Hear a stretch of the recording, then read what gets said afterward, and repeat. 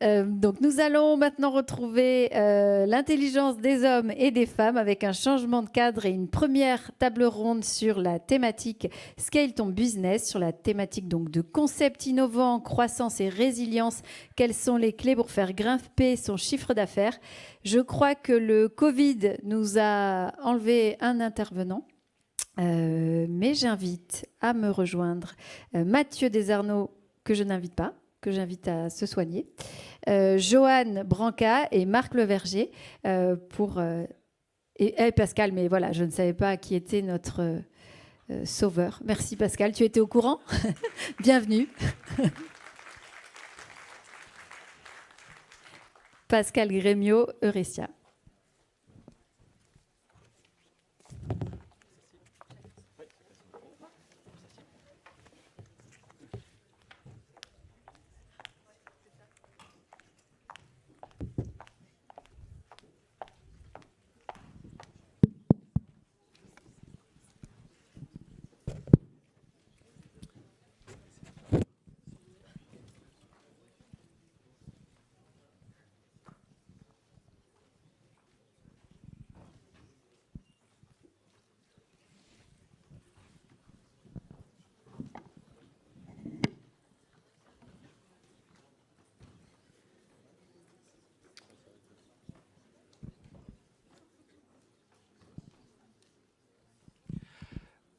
Donc bonjour à tous.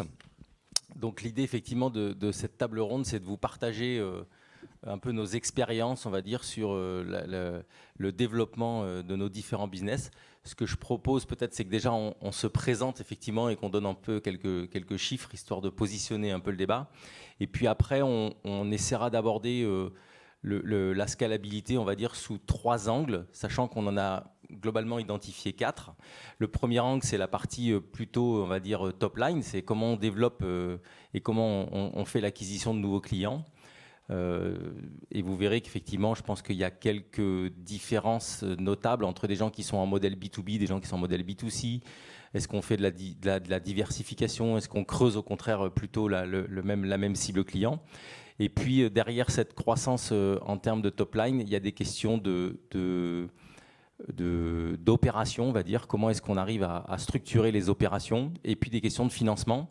On laissera la partie RH, qui est le socle évidemment de cette scalabilité, à la deuxième table ronde qui nous poursuivra. Donc Johan, si tu veux. Bonjour tout le monde, donc Joan Branca, je suis le cofondateur d'Opisto. Alors Opisto, qu'est-ce que c'est? On est éditeur logiciel spécialisé dans la démolition automobile, ce qu'on appelle les casses auto. Et notre métier, c'est d'industrialiser tout ce métier, faire en sorte qu'on apporte le digital dans ces sociétés. Ça, c'est le premier produit en amont, donc très orienté B2B. Et puis, le deuxième métier, qui est l'origine de la création de la société, c'est de pouvoir faire en sorte que n'importe qui, que ce soit dans cette pièce ou même sur le territoire, puisse avoir accès à la pièce d'occasion. Et donc, cette pièce d'occasion, c'est de pouvoir mutualiser tout le stock de ces démolitions et faire en sorte qu'on puisse les distribuer au niveau national et puis même international. Et la particularité, c'est qu'on va s'adapter à toutes les cibles, que ce soit du B2C, c'est-à-dire l'automobiliste, ou le B2B, le professionnel, l'assurance, l'expert, etc. Et puis je parlerai après peut-être de toute la diversification. Donc bonjour, moi je suis Pascal Grémiot, donc je ne suis pas Mathieu, mais je suis président et fondateur de Eurecia. Eurecia, on travaille dans le monde des RH, l'accompagnement des entreprises, des collaborateurs, pour améliorer tout ce qui est expérience de vie et contribuer à améliorer la performance des entreprises. Donc concrètement, on fait aussi du logiciel, on est dans le monde du logiciel avec une solution, un SIRH, qui aujourd'hui est déployé auprès de 200 000 salariés utilisateurs de notre solution, de 2300-400 PME. Et c'est une solution qu'on déploie dans 66 pays qui permet de répondre à la problématique de toute la gestion de l'administration du personnel, tout ce qui est chiant, les congés, notes de frais, etc., les process avec la bascule vers la paye. Ensuite, le développement RH, tout ce qui est recrutement, formation, compétences, la gestion des entretiens. Et ensuite, la partie qui nous motive et stimule d'autant plus, c'est tout ce qui va avoir attrait à l'engagement et l'épanouissement des collaborateurs. Parce que finalement, comment on fait dans une entreprise, le plus important, c'est pour donner envie à nos équipes, pour aller chercher cet engagement, cette motivation. Et pour moi, une entreprise, elle est d'autant plus belle qu'elle est performante et humaine. Et c'est avant tout une aventure humaine. Et donc Marc Leverger, donc moi je suis l'un des 2 cofondateurs de Brico Privé. Donc Brico Privé, ça vend les marteaux que Luc Julia affectionne. Donc c'est assez simple, on est une plateforme de vente événementielle dédiée au bricolage, jardinage et aménagement de la maison. Donc on est vraiment dans la logique du e-commerce. Rapidement, on s'est créé fin 2012, donc début 2013. Aujourd'hui, on est 200 collaborateurs. On fait à peu près un volume d'affaires de 180 millions exclusivement en France, quelques petites parties à l'international, mais voilà, on essaiera de partager comment on a grossi ou le choix qu'on a fait pour grossir et les difficultés aussi qu'on rencontre, parce qu'il ne faut pas croire que c'est simple tous les jours. Peut-être première question, quand la logique de scalabilité, quand on écrit nos business plans, en fait, on a toujours, entre guillemets, un peu 3 questions qui se posent à nous. La première, c'est comment je vais faire l'acquisition de mes clients. Déjà, ma cible, au début, je commence comment? C'est quoi la première cible que je définis? Et puis après, quand on veut écrire un peu les années qui se succèdent et qui doivent grossir, on a 2 autres questions qui viennent. C'est est-ce que je dois me diversifier en termes de clients? Ou est-ce que finalement, j'ai la capacité d'aller chercher le même profil de clients, mais beaucoup plus nombreux? Donc, ces cas-là, comment je fais? Et puis après vient... qu'est-ce que je vais leur vendre? Et en fait, c'est comment je construis la lifetime value d'un client, en fait. Donc, je ne sais pas quelle réflexion vous avez eue par rapport à ça. Toi, Johan, alors tu parlais de diversification, mais comment tu as construit en fait ta croissance entre l'acquisition, on va dire, de clients, mais de même type, et puis la diversification, à un moment donné, tu décides d'aller chercher des nouveaux clients et des nouveaux types de business? Déjà, pour commencer, nous, c'est parti d'un besoin de consommateur. Donc, le but de pouvoir créer la société, c'est de se dire de quoi on a réellement besoin. Du coup, après, une fois qu'on a le besoin, c'est quelles sont les cibles. Et les cibles, nous, c'était très particulier parce qu'on a un nombre de cibles défini. C'est-à-dire qu'il y a 1700 démolitions en France. D'aller les chercher plus loin, ça va être les pays qui sont à côté ou même au niveau international. Donc sur ça, on est sur un secteur très particulier ou très ciblé. Donc l'idée de pouvoir développer en fait ces cibles-là, c'est de dire comment je vais y répondre. Donc d'où le logiciel dans un premier temps. Mais là où ça peut être intéressant, c'est sur la partie marketplace. Donc on possède plusieurs marketplaces et l'objectif au début, c'était d'être très généraliste. Et on s'est dit, on va mettre toutes les pièces d'occasion sur le site et puis on verra bien qui achète et comment on achète. Sauf qu'on s'est posé la question, mais de quoi ils ont besoin encore une fois?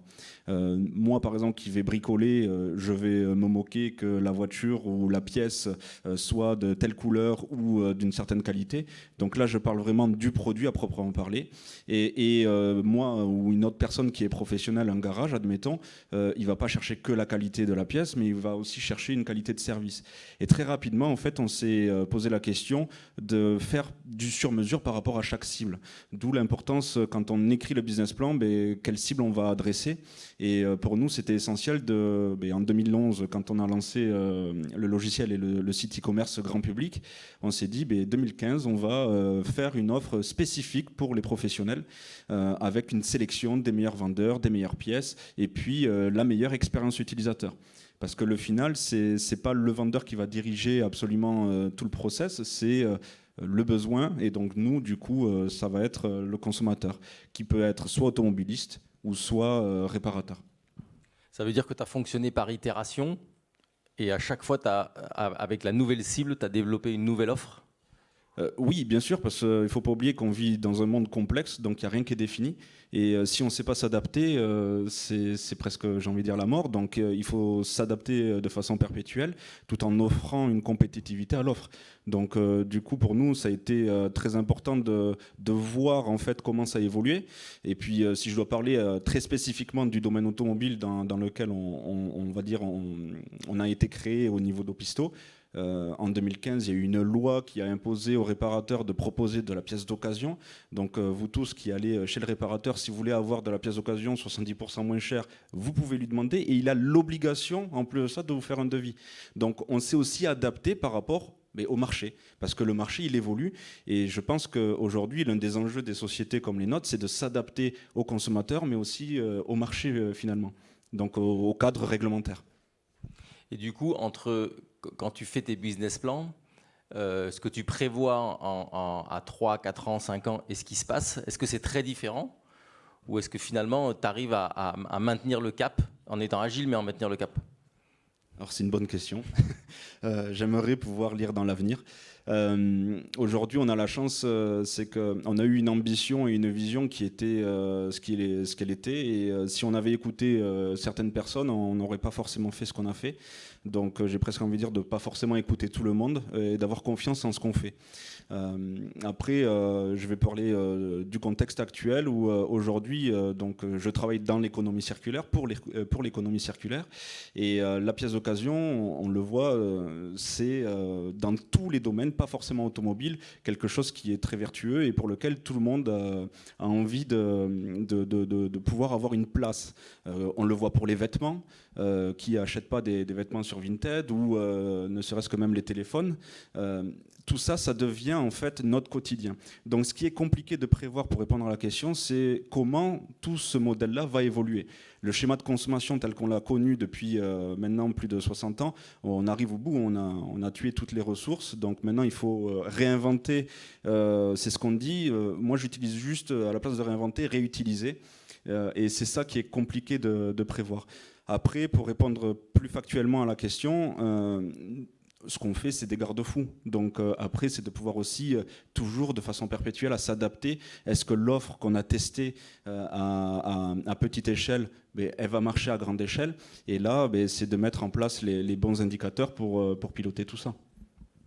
Ok. Et toi, Pascal? Donc moi je suis parti plus que de l'identification d'une cible, c'est l'envie de répondre à une problématique, à un besoin. Donc dans mon cas de figure, j'avais travaillé dans des PME, des petites boîtes, des moyennes, des grosses, à Toulouse, à Montréal, et j'avais envie de créer une boîte. C'était mon moteur, j'avais envie de créer quelque chose, plutôt un produit, et avoir une vision globale de ce que je pouvais faire, avoir un impact fort. Et à un moment donné, je me suis dit, je suis parti d'une problématique, d'un manque, c'était la problématique d'outils pour gérer tous ces aspects administratifs de nos entreprises, sur l'aspect RH.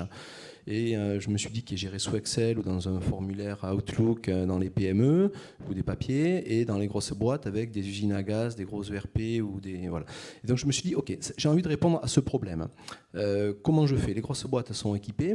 L'expérience que j'avais eue avec les grosses boîtes, c'est que j'ai pas de plaisir à travailler avec eux. Donc je trouve qu'il y a beaucoup plus d'énergie, de dynamique dans les PME. Et donc j'avais envie de proposer une solution. Donc on est en B2B, en tout cas je ne voulais pas du B2C, ça je le savais, c'était d'autres problématiques, je ne me voyais pas aller faire une distribution de sourires au comptoir ou dans les rayons, en tout cas ce n'était pas comme ça que je me voyais travailler. Donc ça m'a permis de définir une offre donc, pour répondre à des problèmes de PME dans le monde des RH, et ensuite le bon point c'était de se dire ok, on les compte maintenant, quel est mon marché?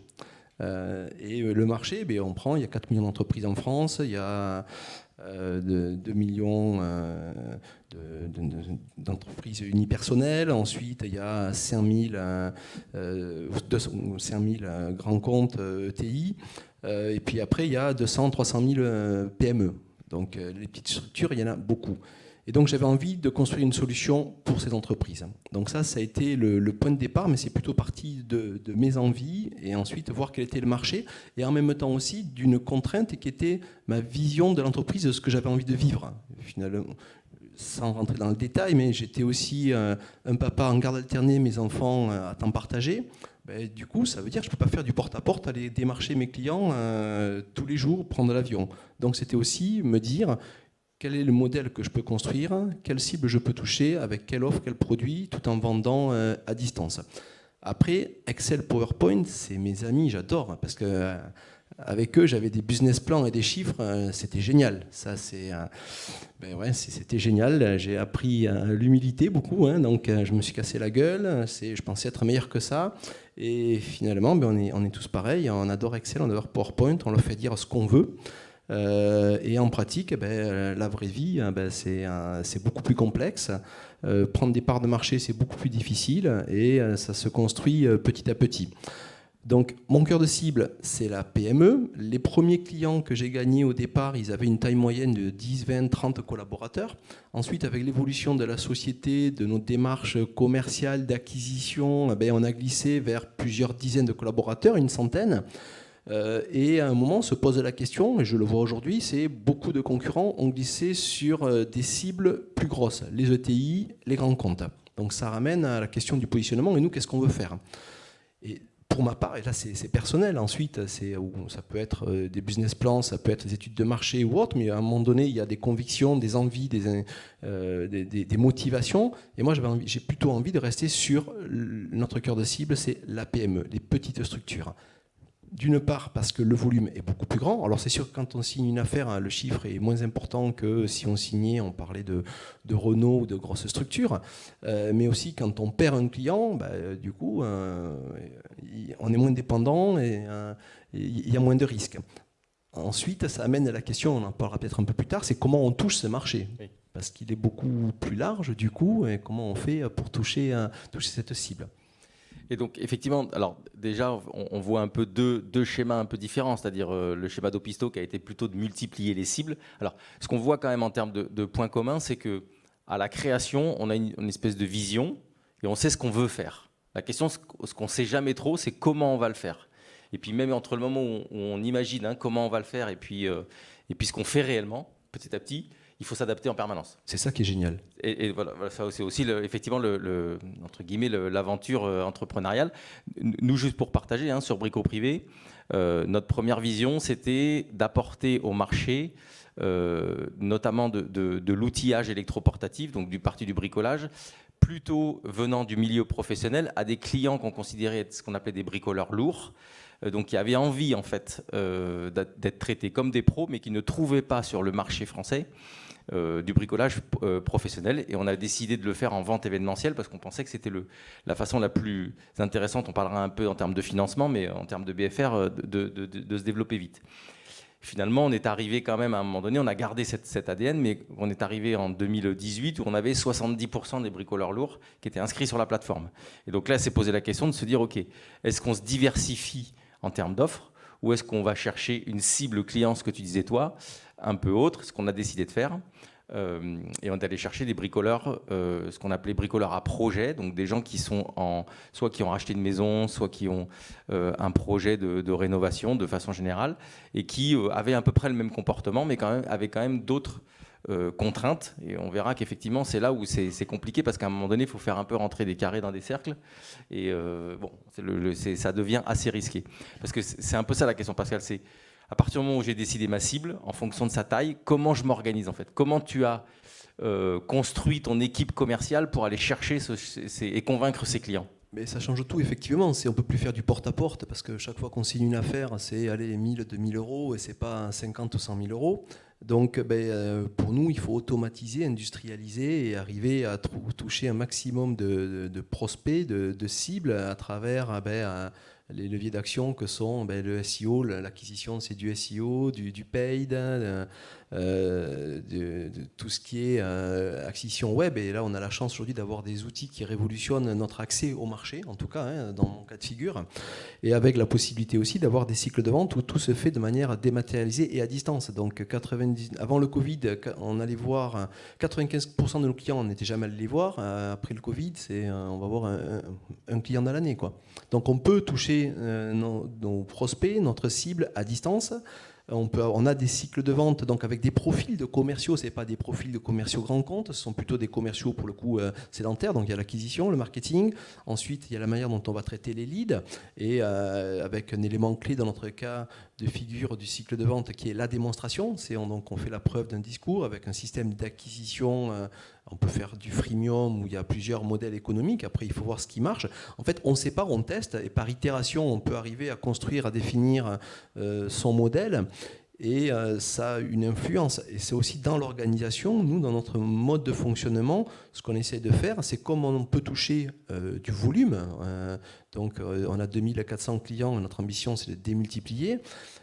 C'est aussi de faire en sorte que le coût de traitement d'acquisition et le coût de traitement marginal d'un nouveau client soit le plus faible possible. Grosso modo, c'est être un maximum feignant. Et pour ça, il faut automatiser un maximum. Voilà.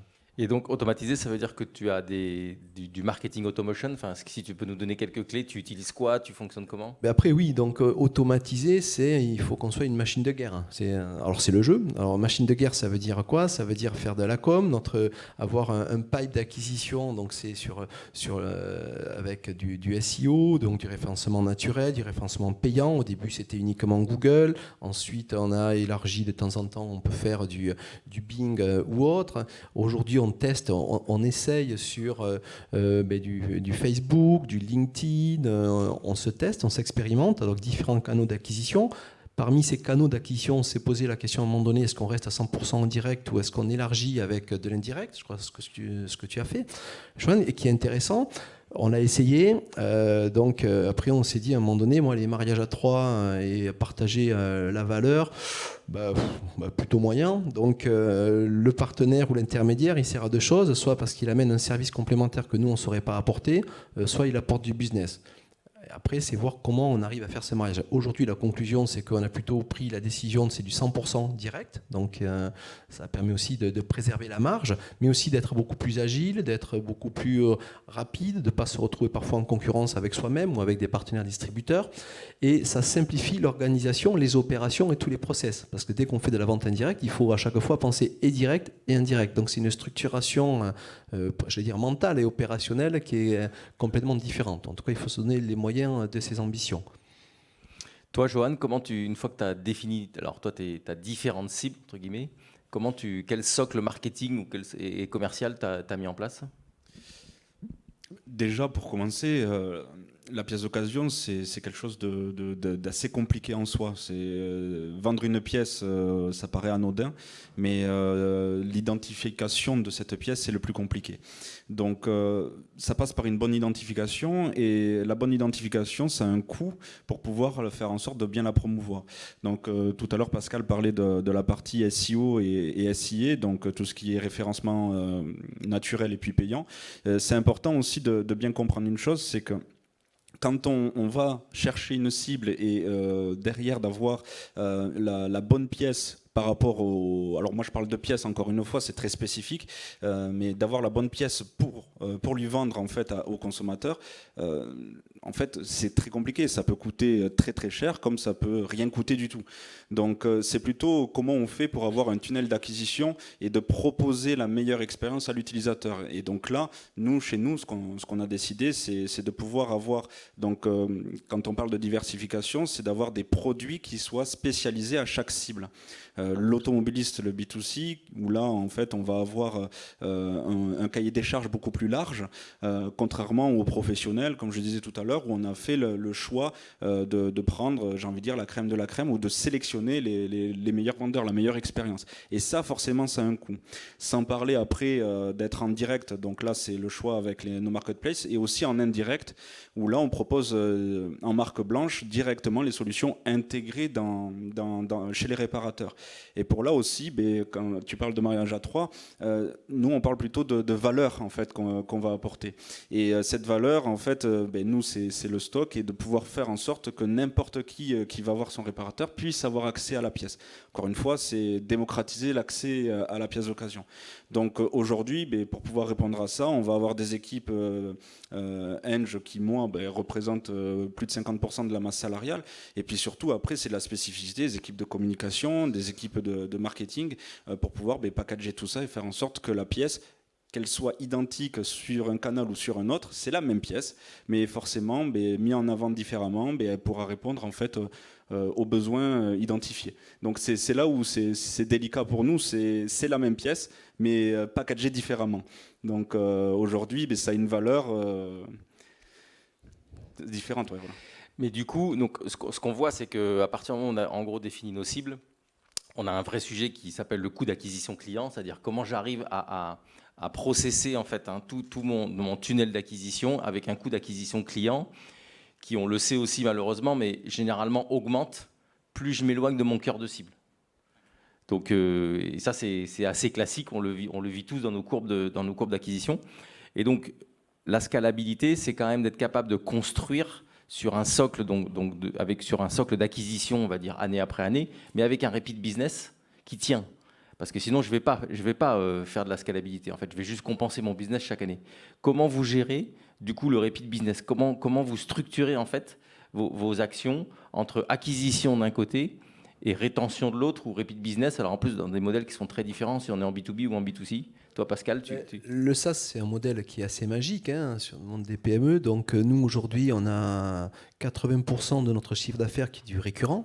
Donc, notre première préoccupation, c'est de limiter le churn, de le réduire au maximum, de faire en sorte que nos clients nous restent fidèles, donc répondre à leurs besoins, à leurs problématiques, réduire le churn et allonger le plus possible ce que tu appelles la lifetime value, donc 1 sur le churn. Donc, aujourd'hui, on a un churn qui est bien maîtrisé, contrôlé, mais il y en a toujours trop. Mais en fait, ça nous permet quand même de se dire, si la lifetime value, la valeur du client ça va être, je dis des chiffres, après c'est 50 000, mettons, sur 5, 6, 7 ans, 8 ans, et que le coût d'acquisition, c'est 1, 2, 3, 4, 5, 10 000. Donc, on est sur des modèles où, en faisant des ratios, on peut accepter un coût d'acquisition. Et la question qu'on se pose, nous, aujourd'hui, c'est combien de temps on met pour amortir un client? Ça, c'est la question qu'on se pose tous. Et puis, à un moment donné, on peut avoir un bon modèle et on arrive à l'amortir à un délai qui est largement raisonnable. Dans notre cas, c'est, on va dire, 1 an, mettons. C'est un bon modèle, mais ok, on sait le faire avec un client, on sait le faire avec 300-400 clients qu'on gagne tous les ans, mais maintenant, c'est comment on fait pour scaler et faire 2 fois, 3 fois plus. Ce n'est pas nécessairement qu'un problème de financement, on va en parler tout à l'heure, c'est aussi un problème de go-to-market et trouver ces ouvertures pour aller pouvoir démultiplier notre modèle. Donc, oui, de largeur de cible. Comment ? De largeur de cible, d'être capable... Est-ce que la cible qu'on a définie au début permet justement de faire ça ?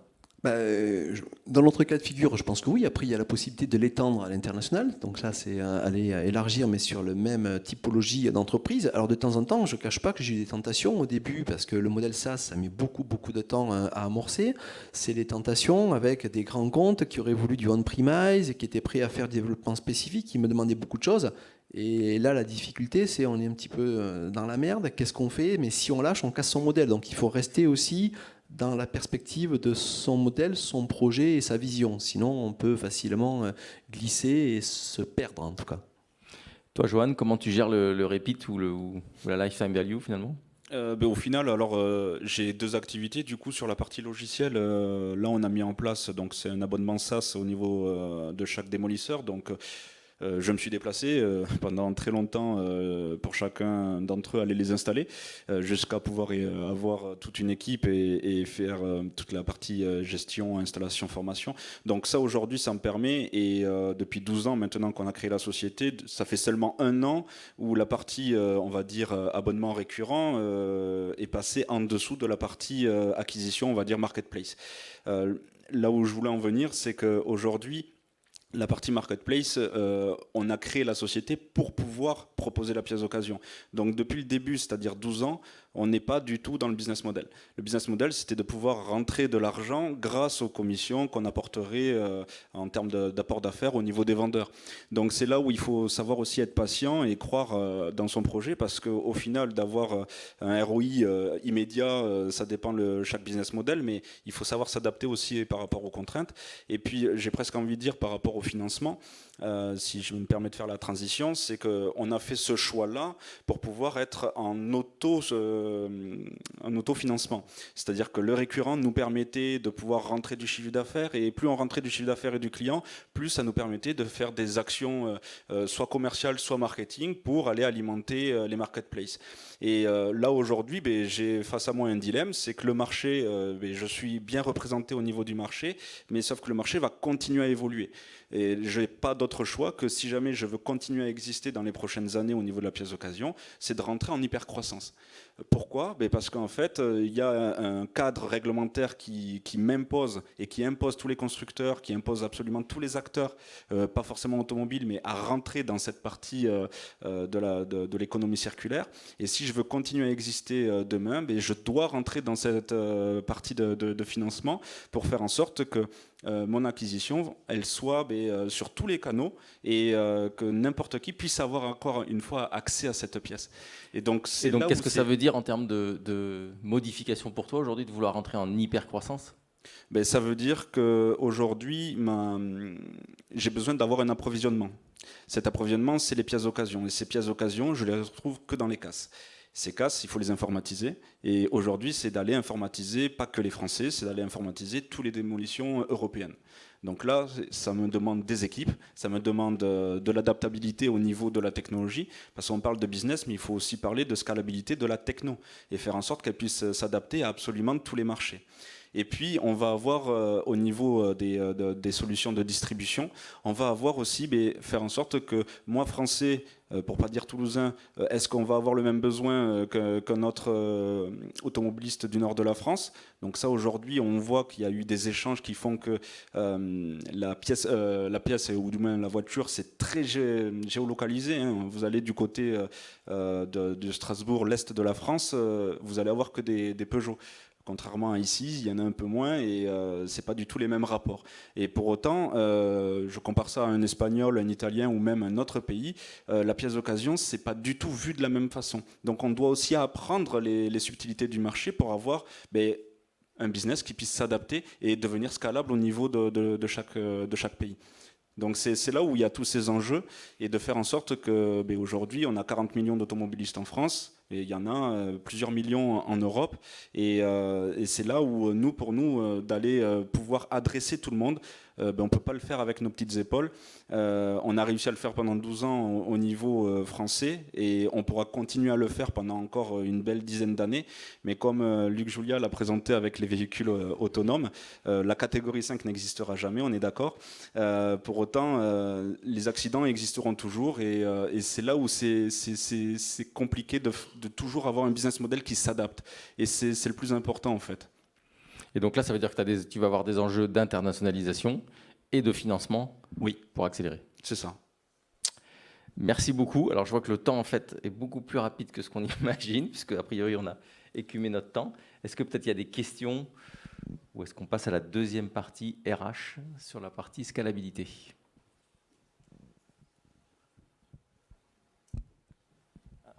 Merci. Vous n'avez pas de questions? Ah si, une question. Le micro arrive. Super, merci. Donc, bonjour. Alors, ma question, elle va plutôt s'adresser à Marc, l'air de rien, parce que nos profils correspondent un peu. Donc, je suis aussi e-commerçant dans pure souche, voilà. Et j'aimerais savoir, quand on se retrouve dans une problématique à avoir des concurrents qui font à peu près la même chose que Brico Privé, alors que Leroy Merlin, ils n'avaient pas forcément de plateforme où justement il y avait des interactions et tout ça, quelle est peut-être la meilleure réaction à adopter quand on voit justement ces personnes-là qui faisaient des choses différentes venir faire la même chose que soi, mais déjà avoir une plus grosse base en fait de données, c'est-à-dire beaucoup plus de sourcing et beaucoup plus de clients. Est-ce qu'il Alors, donc là, on pourrait faire très longtemps, mais je vais essayer de faire simple. En fait, la réalité, quand on regarde, donc effectivement, on a un niveau concurrentiel qui s'est très très fortement haussé, on va dire, depuis 2019 et pendant le Covid, puisque en gros, tous les retailers physiques, pendant le Covid, on leur a fermé les points de vente et donc ils ont passé la seconde sur le e-commerce. Et sorti de confinement, on se retrouve avec des gens qui sont très forts et qui ont développé effectivement une plateforme e-commerce. La réalité quand même, c'est que c'est plutôt nous qui sommes allés sur leur terrain que eux qui sont venus sur le nôtre. Nous, typiquement, on était une plateforme de vente événementielle. Dans la même logique pour la scalabilité, en 2018, quand on a estimé qu'on avait 70% des bricoleurs lourds qui s'étaient inscrits sur Brico Privé, on a décidé d'aller chercher les bricoleurs à projet. Il y en a 8,5 millions. Et ça, c'est le cœur de cible du retail physique. Et donc, pour faire ça, en fait, on s'est dit, en fait, ce sont des gens qui ont à peu près les mêmes besoins que les bricoleurs à projet, les bricoleurs lourds. En revanche, comme ils sont en mode travaux, ils ont deux caractéristiques que n'avait pas le bricoleur lourd. C'est que, premièrement, ils cherchent des produits parce qu'ils ne sont pas drivés par l'envie, mais plus par le besoin. Et en plus de ça, ils sont en mode projet, donc ils ont des contraintes de délai. Et donc, qu'est-ce qu'on a fait en fait? En 2018, on a commencé à faire du stock, ce qui n'était pas du tout notre modèle. Nous, on était un modèle cross-dock. On n'avait pas de stock, on ne vendait que ce qu'on avait acheté. Donc, très vertueux en termes de BFR. Et donc, on a dit, il faut faire du stock. Et donc, comme on s'est dit, quand on a commencé à faire avec Excel, la magie Excel, on a vu le niveau de stock qu'il fallait, le financement qu'il fallait, on s'est dit, on va faire de la marketplace. Ça nous évitera d'avoir à porter le stock. Et donc, en 2019, on a ouvert la marketplace. Et finalement, on est devenu beaucoup plus concurrent que les retailers physiques. Et ça a très bien marché. Tant qu'ils n'étaient pas là, en fait. Et donc, sortie de confinement, finalement, on se retrouve à faire leur métier moins bien qu'eux. Et donc là, en fait, comment on réagit ? On réagit, on fait marche arrière. On est en train de se recentrer sur ce qu'était notre vrai métier, celui qu'eux ne savent pas faire, quitte à abandonner du chiffre d'affaires momentanément. Mais par contre, on revient dans un environnement où on est beaucoup moins concurrentiel. Et en plus de ça, alors ça c'est une particularité, mais c'est que la vente événementielle, c'est un métier qui est un métier de différenciation. C'est-à-dire qu'en fait, normalement, on vend des produits que personne n'a. Ça veut dire qu'en termes de profil de marge, on est les seuls à définir ces produits-là. Donc, c'est nous qui fixons le prix. Quand on arrive sur un métier de retailer, on arrive sur un métier qui est un métier de domination par les coûts, où les prix sont fixés par le marché. Et donc, nos marges, non seulement on n'est pas très bon, on fait du volume, mais nos marges sont minables. Et donc, finalement, à un moment donné, il faut revenir en fait à ce qu'est notre métier, parce qu'en plus de ça, alors ça sera peut-être le sujet de la table ronde d'après, mais c'est que d'un point de vue RH, on s'est mis à créer 2 entreprises dans l'entreprise. Et donc, ça, non seulement en fait, ça devient très complexe, on devient moins performant. Et donc, voilà, la réponse à ça, c'est plutôt de défendre en fait ce qu'on sait bien faire, plutôt que de vouloir aller là où il y a soi-disant du chiffre d'affaires, mais là où il y a déjà des concurrents bien en place. Donc notre stratégie aujourd'hui, c'est clairement de revenir sur ce qui était notre cœur de métier, et par contre, d'essayer de le faire mieux que ce qu'on le faisait avant le Covid. Oui. C'est plutôt... Et ça, de toute façon, c'est alors, moi, ma petite histoire de 20 ans, c'est qu'en fait, on a toujours l'impression que en élargissant son offre et en se diversifiant, on va gagner du chiffre d'affaires. Moi, la réalité, c'est quand je regarde à peu près toutes les expériences qu'on a fait, on n'a jamais gagné beaucoup de chiffre d'affaires et on a perdu beaucoup d'argent. Alors qu'à l'inverse, en étant beaucoup plus ciblé et en se spécialisant, on devient meilleur. Et finalement, c'est là où on gagne des clients et on gagne beaucoup plus d'argent. Merci. Merci beaucoup. Merci à tous les 3. Grand merci.